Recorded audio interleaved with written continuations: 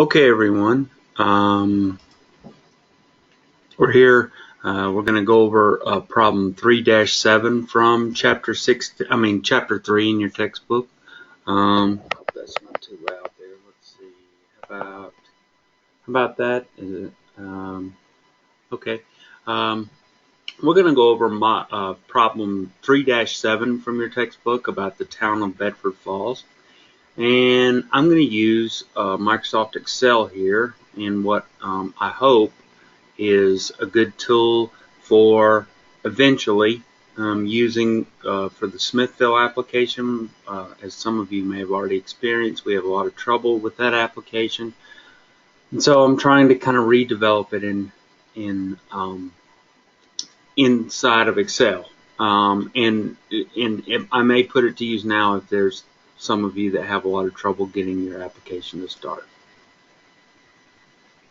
So anyway, we're going to start with problem 3-7, and it says the town of Bedford Falls approved a general fund operating budget for 6/30/2011, and the budget calls for estimated revenues of $2.7 million, and it lists all those out there.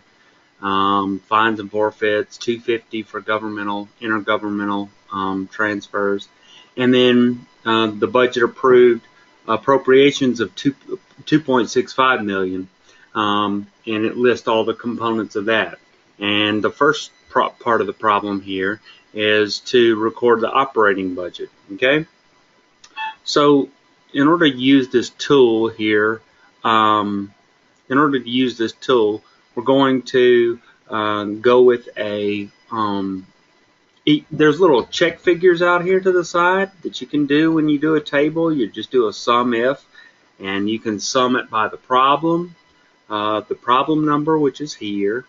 You can sum it by the journal, the overall journal, which is here, and those are two things that the Smithville application doesn't offer you, but I think would be helpful. All it tells you is you're off. So let's start here. So let's do 3-7 dash A. Alright, and so I know this entry is going to have 3 lines, so we'll go ahead and copy that down and paste it. And this is the general fund journal. Let's see here. General fund journal, and we'll go ahead and copy that down. 3. And the accounts. Alright, so our first account here is, let's broaden that out and make that narrower because it's just a year. Our first account is going to be what? You've got estimated revenues of $2.7 million.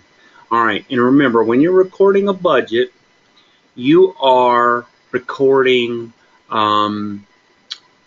everything's backwards, okay? And so when you're crediting revenues, you're going to debit estimated revenues, okay? Hold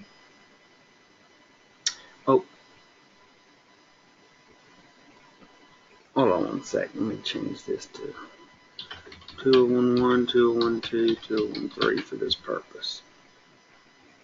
Okay, so we got data validation here that helps us with our entry to keep things, keep us from entering something incorrectly.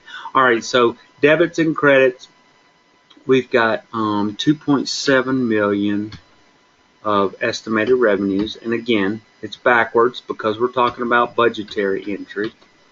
All right, so we got that, and you can ignore this stuff out of here. This is just kind of a check figure, or it's something that does positive for debits and negative credits, but puts it in a single column.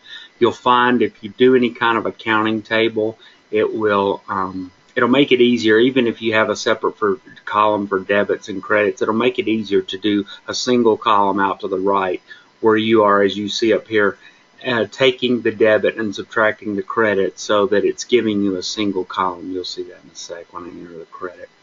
All right. So this one, and I actually can go ahead and copy this down too for 2011.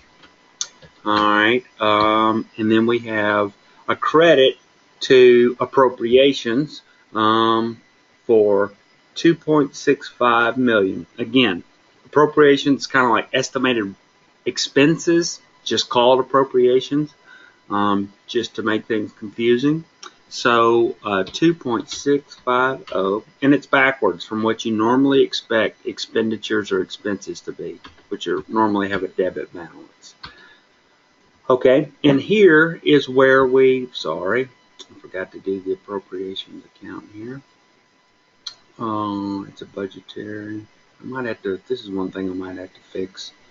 Also, on this entry, on this, normally, like when you're doing the Smithville application, when you make an entry to the 3010 account for estimated revenues, and by the way, these account numbers, these are all from the Smithville application.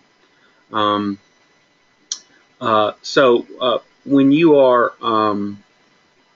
you make an entry to an account like estimated revenues or appropriations, it's going to immediately bring us up a subsidiary ledger, which is one of the barriers a little bit to me fully transitioning the Smithville over to the Excel, because I haven't figured out how to do that yet. But when you click on appropriations, it's going to bring us a subsidiary ledger, where you would then enter for a public safety, you would enter this $1.6 million number. And so it allows you to provide greater detail, and you do need to do that in your Smithville project. You can't just leave it at these basic accounts up here. Okay, so all right, so we've got our two. We have our estimated revenues and our appropriation. And so in this case, and when you're making a budgetary entry, your budgetary fund balance is basically your plug. And this is where this check figure column will help you out, because it's constantly looking, and it's a good reason to go ahead and put your problem number or your journal number over here. So we know that we need a $50,000 credit to balance that, because our check figure right now is a debit balance of $50,000. So let's do 50, 1, 2, 3, and there we go. And so yeah, so now we are in balance, and that is how you record a budget. Okay, we've got now part. Our next part here, which is B, and so let's go ahead and fill in our problem number here, 37B1. And again, you know, when you're working with Smithville, or if I were normally working with this, I would have just one table here and just go down to the next line on 37B1. And so that would really make this problem check figure make more sense. But since you've got different tables here, it's summing up the different areas of only this table. So, but for presentation purposes, I'm just making a new table below each question. All right. So prepare journal entries to record the following transactions during the month during 2010. And actually on this previous problem, yeah, we'll just stick with that fiscal year. So we'll stick with the fiscal year of 2011 here. So because it's during the month of July 2010, but that's the start of their 2011 fiscal year, so we'll leave it there. So revenues were collected in cash amounting to $31,000 for licenses and permits, and $12,000 for fines and forfeits. So first thing is revenues were collected in cash. So we're increasing cash, so we are debiting cash. All right, and we will debit cash here for let's see, what is that? 43,000. Okay, and now this one will actually, again, we're going to just skip the subsidiary ledger here. But if we were using the subsidiary ledger, then when I went in here and selected the revenues account, which is like a control account, it would make the subsidiary ledger pop up, and we would enter in 31,000 for licenses and permits revenue, and 12,000 for fines and forfeits revenue. But here we're just going to ignore the subsidiary ledger. right? So you just have a debit to cash and credit to revenues, which should seem very familiar to you from the for-profit world. And so that one's an easy one. Okay, now in 337B2, we have the problem says supplies were ordered by the following functions in early July 2010. So this is where encumbrances come in. Because anytime in problem or whatever that you see the word ordered, as opposed to invoice was received or cash was dispersed or something like that, the word ordered or purchase order should clue you off that you're talking about encumbrances. And encumbrance accounting is the way to think about encumbrances, and let me show you this table from your textbook, illustration B42. You can see here you've got your appropriations, right? And they total, so for the general government, the appropriations is $660,000. Expenditures of appropriations, that's amounts where the invoices come in and the invoice has been paid, or in some cases, if it's at the end of the fiscal year, the invoice is about to be paid in relatively short order. That's what that column is, the expenditures of appropriations.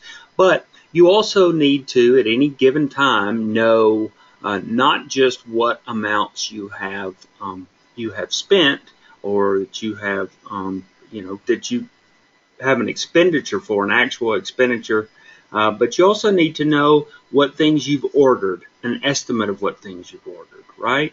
And so that's what this outstanding encumbrances column is. So encumbrances is a budgetary account, which means, by the way, you don't, this entire chapter 3, is about budgets, and so it's not something that you have to record in the government-wide journal. So that whole dual entry accounting takes a time out here in Module 3. But anyway, it's a budgetary account. 15,750 is your outstanding encumbrances. And you have, so when you subtract out these two from your original appropriations, that gives you your available appropriations. So it's kind of just a placeholder there to keep you from overspending the budget and to know truly how much of the budget you have left by accounting for the things that you've only ordered, you hadn't received a bill for, and so forth. So here we are just going to record this balance here. So we've got this order, and again we're going to stick to the high level here and not go into the subsidiary ledger. Okay, and encumbrances outstanding was this one. Those are our two accounts here. And so when you have an order, when you have a purchase order, you are going to debit encumbrances and credit encumbrances outstanding. When it comes time at the end of the year to close out, you're going to see in Module 4, it's kind of optional on whether or not to close out your encumbrances at the end of the year that are outstanding. But the case that you do need to close out encumbrances and encumbrance outstanding is when you actually receive the bills for these things that you're estimating. And you'll see that in the next problem. But for this entry, it's a debit to encumbrances and a credit to encumbrances outstanding. Okay, so now we're going to look here. Let me copy and paste this down for our entry for when we're actually receiving the supplies, okay? And it's a little bit tricky, all right? So the tricky part is that the full orders weren't received. You've still got public safety and public works only received part of the supplies ordered, okay? At 10,759 respectively. All right, so the first thing that you're going to need to do is again, since we're just going to deal at the high level, but in this problem specifically, I want to show you kind of the impact of it. So first, let's record the overall entry. It's telling you that the actual cost. When you see the word actual, that's when you're going to deal with paying. When you're either going to deal with cash expenditures or vouchers payable. That actual doesn't have anything to do with budget. You see the estimated cost is the column we're going to deal with for this entry, for the first entry, which is when you actually receive the goods in, you are going to you're going to reverse the encumbrances. You're getting rid of that estimate, that kind of placeholder in the budget. Okay. So in this case, since I just copied and pasted this down, I'm just going to copy and paste this as encumbrances outstanding is going to be your debit, and encumbrances is going to be your credit. And the amount here is going to be different because remember, if the full order had been received for all these, then it would be easy. Then it truly would just be, you could just copy and paste down these numbers, 29,900. But the total here that you're dealing with is 29,100, okay, because it was only a partial order. All right, so there we have reversed out the encumbrance that is tied to this order, okay, the partial order that was filled. But let's do this. Let's go up here so you can see kind of the impact of what's happening in this encumbrance account. So there's our actual received. Received. There. All right. And let's do this, our original encumbrance, minus this. All right. So as you can see, general government, that complete encumbrance has been pulled out. So we only have left public safety and public works. Those are the two. And as you can see, there's an $800 encumbrance left in that account. And that makes sense because the difference between the total original encumbrance and this reversal of the partial order that was filled is 800. You've got 29,900 here and 29,100 here. Okay? And the next part of, all right, so the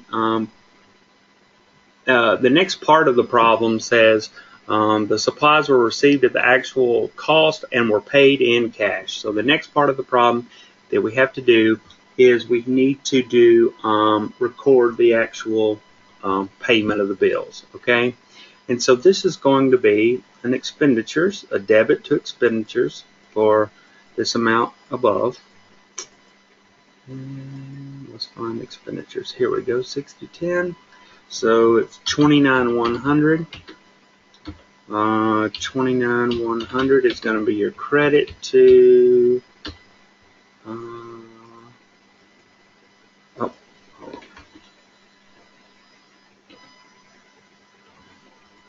going to be your credit to, got to select the fund here. This is our first entry that has 4. That's why no accounts are popping up. All right, credit to cash, year 2011. You can see my check figure over here is out of whack. And why is it out of whack? Because I hadn't copied the problem number down. And this is actually 37B3. Which again isn't important because each of these problems is being done in its own table. But if you were using a big ledger in Excel like this, you would want to be sure to differentiate the problems so that they would, so that things like this check figure formula would work. Okay, so that'll be it for this module, and hope this was helpful for you. Encumbrances is a confusing topic, but that's it for this. We won't go through the remainder of the problem.